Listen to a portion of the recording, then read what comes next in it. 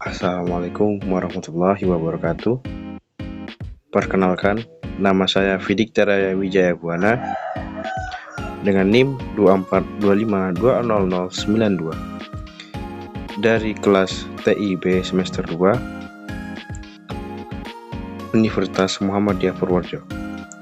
Pada kesempatan kali ini, saya akan mempresentasikan ujian tengah semester saya, yaitu mata kuliah Sistem Paradigma dengan dosen pengampu Ibu Hanifatus Sadiah Widihasani Putri MKOM. Pertanyaan pertama, seiring dengan masifnya penggunaan teknologi berbasis data science, muncul berbagai risiko yang membahayakan pengguna.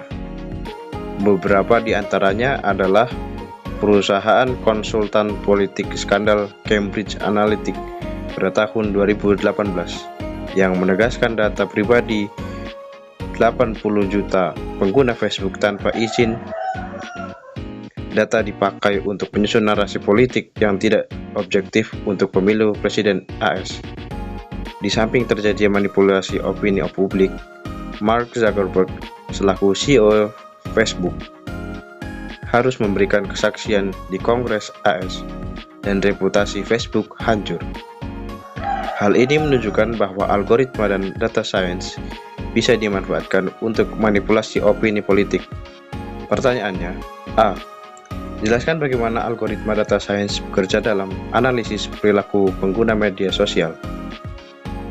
Jawab, algoritma data science dalam media sosial bekerja dengan cara menganalisis data pengguna seperti riwayat pencarian, interaksi seperti like, komen, dan share, waktu yang dihabiskan di tiap konten, dan jaringan pertemanan.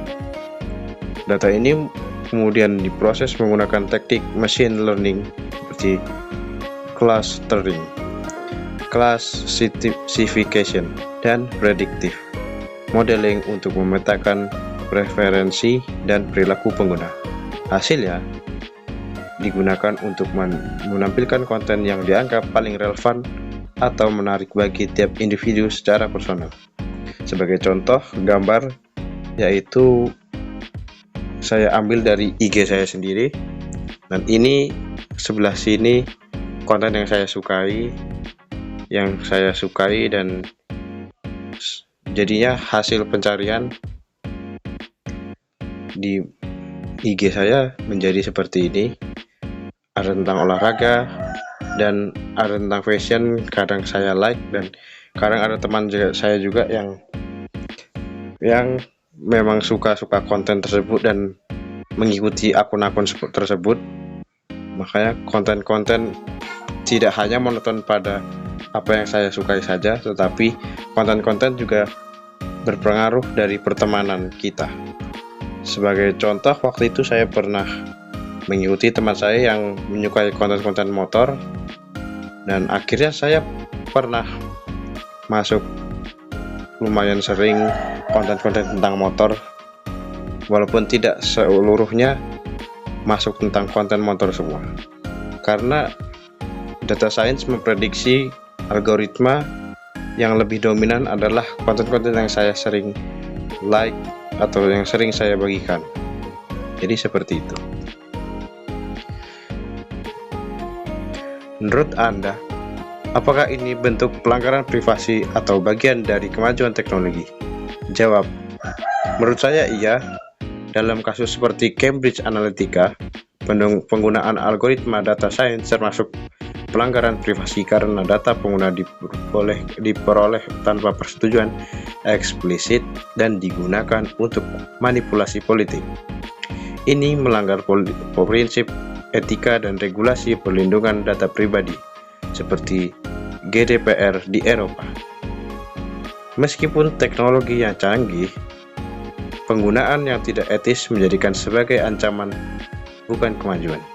Saya mengambil referensi dari The Guardian's Cambridge Analytica. Menurut saya memang tidaklah etis karena hal tersebut mengambil data kita secara tidak izin, karena kita sudah mempercayakan data kita yang cukup lengkap ya kira-kira. Seperti kita kan membuat akun kadang harus sesuai umur dan sebagainya. Persyaratan-persyaratan akun sekarang yang menggunakan persyaratan yang lebih ke privasi, jadi menurut saya ini termasuk pelanggaran hukum. Apakah sistem rekomendasi berbasis algoritma seperti konten yang muncul di beranda TikTok, Instagram, atau YouTube lebih mendidik atau justru membatasi cara berpikir pengguna? Jawab: sistem rekomendasi algoritma bisa mendidik jika digunakan untuk menampilkan konten informatif atau edukatif. Namun, dalam praktiknya seringkali menimbulkan filter bubble atau echo chamber, yaitu kondisi yang mana pengguna hanya melihat konten yang sesuai dengan pandangan mereka, sehingga membatasi sudut pandang dan menurunkan kualitas berpikir kritis. Sebagai referensi jurnal ilmiah. Jadi pada dasarnya sosial media itu sebenarnya tergantung apa yang kita cari dan apa yang kita sukai. Terkadang konten-konten yang sering muncul itu lebih sering disajikan apa yang kita sukai. Seperti halnya seperti gambar yang barusan saya sajikan ini, konten-konten olahraga yang lebih dominan banyak muncul di beranda saya. Akan tetapi kadang juga muncul konten-konten seperti lain yang seperti tentang edukasi, tentang politik, tentang hal-hal lain seperti konten beasiswa, pendidikan lainnya. Jadi lebih banyak, ya sebenarnya lebih sama-sama memberikan dampak negatif dan positifnya. Sekarang tinggal orangnya saja yang pintar-pintar memanfaatkan teknologi tersebut. Nomor kedua, perkembangan teknologi digital telah mengubah paradigma layanan perbankan. Dulu, nasabah harus datang ke bank dan antri untuk melakukan transaksi. Namun kini, layanan tersebut sebagian besar telah digantikan oleh mobile banking, chatbot, dan digital teller seperti yang diterapkan oleh Bank Jago, Genius, dan BRI Digital Branch. Melahirkan sebuah paradigma baru, yaitu transaksi perbankan dilakukan secara mandiri dan teller berubah menjadi konsultan layanan. Pertanyaannya, menurut Anda, apa komponen sistem yang berubah, seperti manusia, teknologi, dan proses dalam transformasi ini? Jawab: komponen sistem yang berubah mencakup teknologi, yaitu adanya aplikasi mobile banking, AI chatbot, dan mesin teller otomatis. Jadi teknologi berkembang memudahkan kita untuk tidak membuang-buang waktu, membuang-buang biaya, seperti kita harus datang ke kantor pusat untuk melakukan transaksi, menunggu antrian yang cukup lama seperti saya kemarin. Tetapi sekarang kan kita datang ke kantor pusat hanya keadaan-keadaan tertentu seperti mengganti nomor WhatsApp untuk konfirmasi mobile bankingnya dan sebagainya. Jadi sekarang adanya teknologi itu mempermudah kita dengan hal-hal yang sering kita lakukan seperti transaksi virtual atau non tunai atau orang biasa sebut cashless. Jadi ini termasuk perubahan digital yang sangat menguntungkan. Salah satunya itu. Dan yang kedua, peran teller atau manusia, peran teller bergeser dari pelaksana transaksi menjadi konsultan keuangan. Nah, teller di sini naik jabatannya sebagai konsultan keuangan dan bisa jadi menjadi customer service dari aplikasi mobile banking tersebut. Jadi kerja teller itu lebih dipermudah dan dipersimpel pekerjaannya. Dan dari segi proses transaksi menjadi mandiri, lebih cepat dan tanpa tatap muka langsung. Dan seperti yang saya jelaskan tadi, proses itu jadi lebih cepat dan tidak perlu kita membutuhkan waktu yang lama bertele-tele, tidak perlu menunggu antri. Jadi kita bisa melakukan transaksi secara langsung menggunakan aplikasi m-banking tersebut dengan non tunai dan sebagainya. Ini sangat membantu sekali di era sekarang. Seperti halnya kayak kita pergi ke tempat makan atau berbelanja dimanapun, kita menggunakan QRIS, itu sudah sangat membantu sekali bagi orang yang kesulitan untuk mencari ATM mesin. Jadi seperti itu. Selanjutnya, apa dampak positif dan negatif dari pergeseran paradigma tersebut terhadap tenaga kerja dan kualitas layanan di perbankan? Dampak positifnya pasti ada, yaitu yang pertama, efisiensi layanan. Jadi layanan itu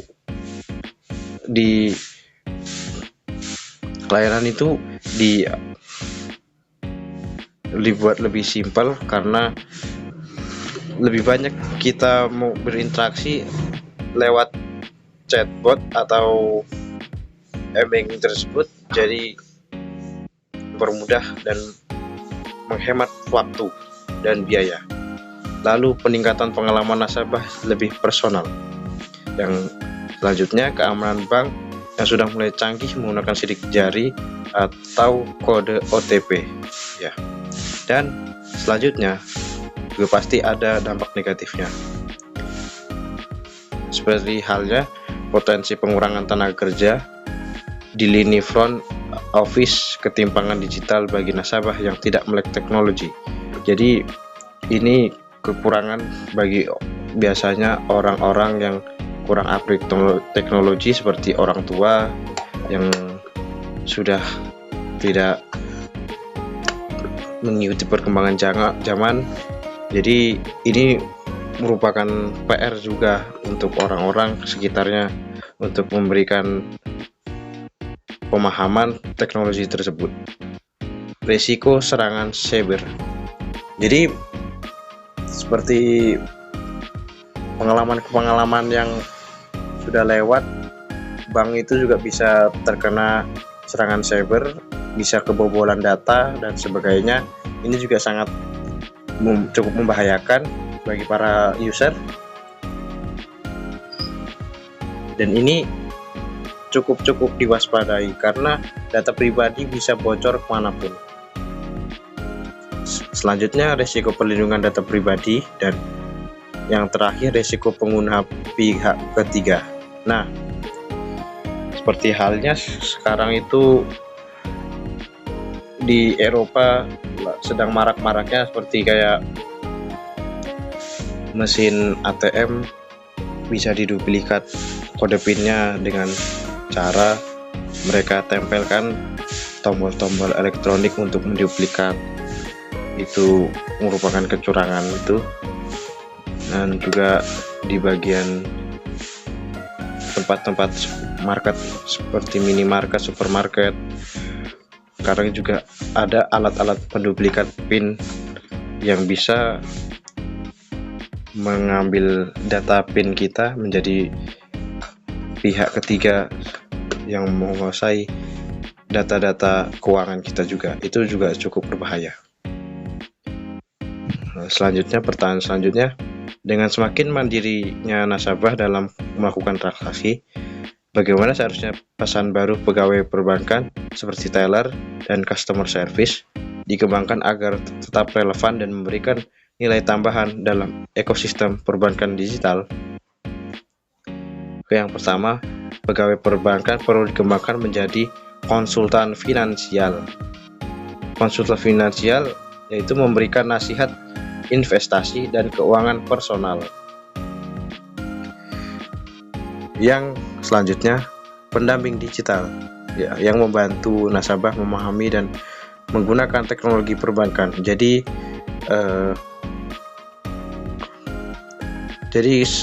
kerja seorang teller dan customer service sekarang itu lebih ke memberi wawasan kepada user untuk menggunakan aplikasi m-banking mereka, karena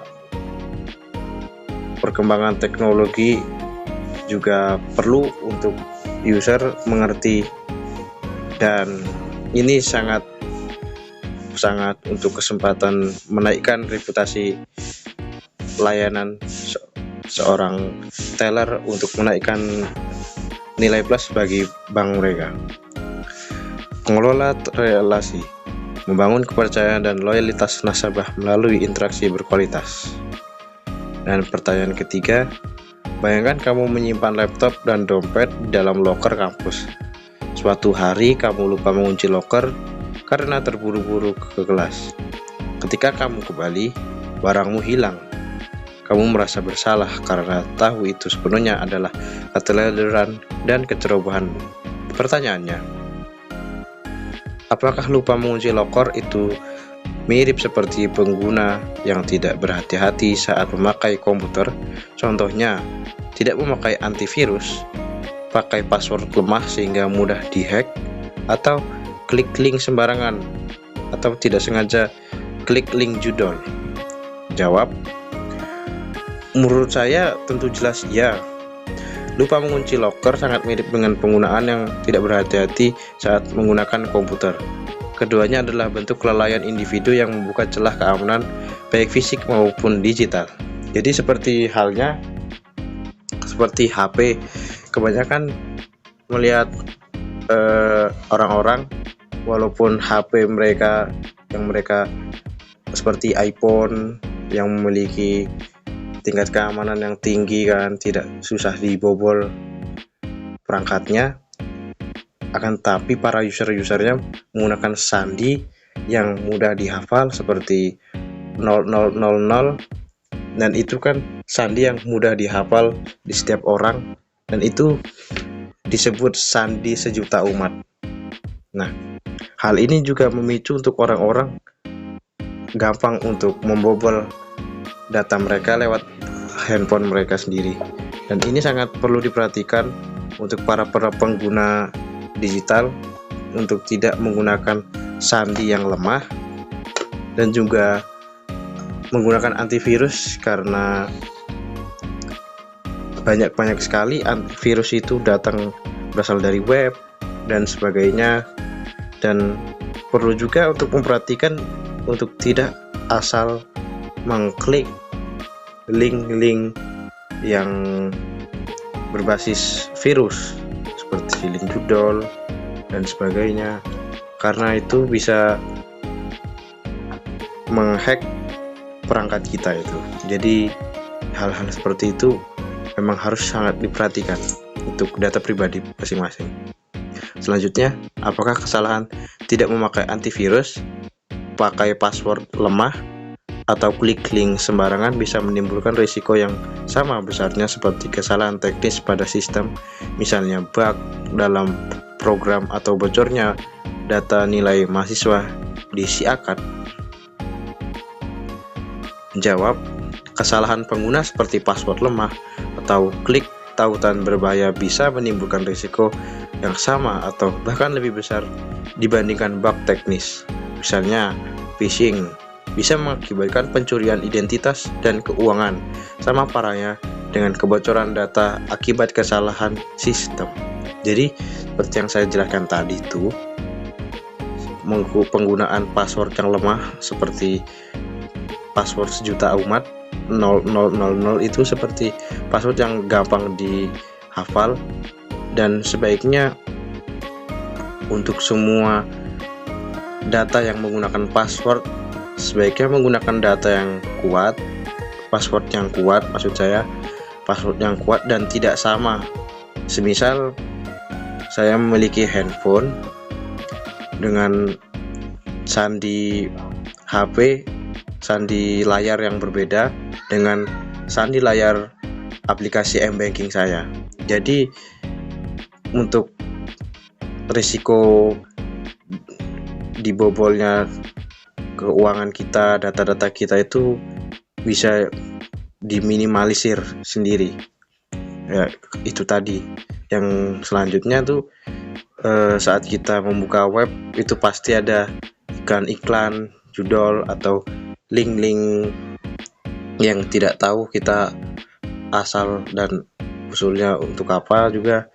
Untuk itu kita perlu waspada dan tidak asal-asal memencet link yang sembarangan tersebut, karena bisa merekam layar kita secara tanpa kita sadari. Dan yang selanjutnya,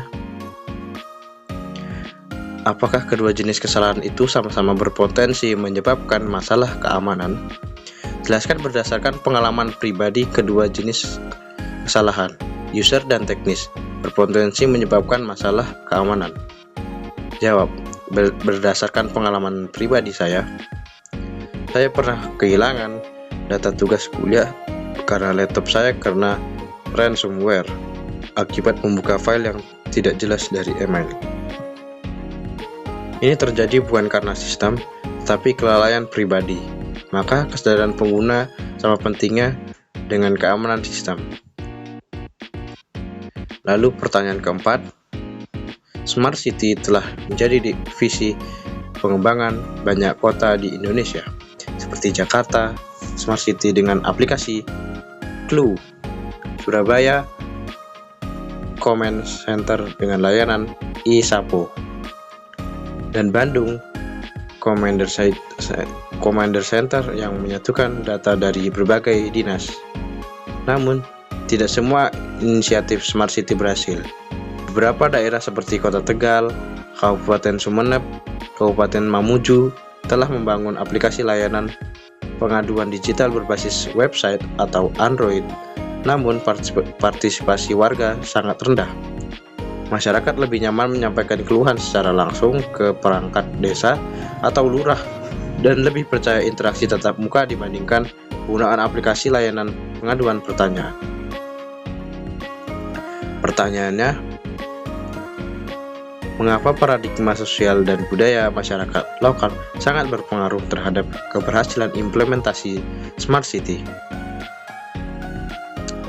Jawab, masyarakat di banyak daerah, terutama daerah yang jarang teknologi dan merasa gagasan Smart City ini sebagai hal yang asing di pandangan mereka, sehingga masih mengandalkan komunikasi langsung dan informal. Kurangnya literasi dan pendidikan digital membuat teknologi dianggap rumit atau tidak berguna. Ketidakpercayaan terhadap sistem formal dan digital menyebabkan rendahnya partisipasi. Selanjutnya, pertanyaan, menurut Anda, siapa aktor kunci yang seharusnya bertanggung jawab membentuk paradigma digital yang inklusif? Pemerintah, swasta, masyarakat, atau pendidikan? Jawab, menurut saya pribadi, aktor kunci yang bertanggung jawab adalah yang pertama, pemerintah. Karena memiliki otoritas dan dana yang untuk cukup mendorong digitalisasi, lalu diikuti oleh pendidikan karena membentuk pola pikir digital sejak dini dan memperkenalkan pentingnya teknologi yang inklusif. Swasta dan masyarakat juga berperan, tetapi peran pemerintah dan pendidikan sangat dominan dalam membentuk ekosistem digital yang ramah dan merata. Kenapa saya membuat pemerintah itu di awal? Karena pemerintah itu yang memiliki wewenang dan juga dana yang otomatis secara teknik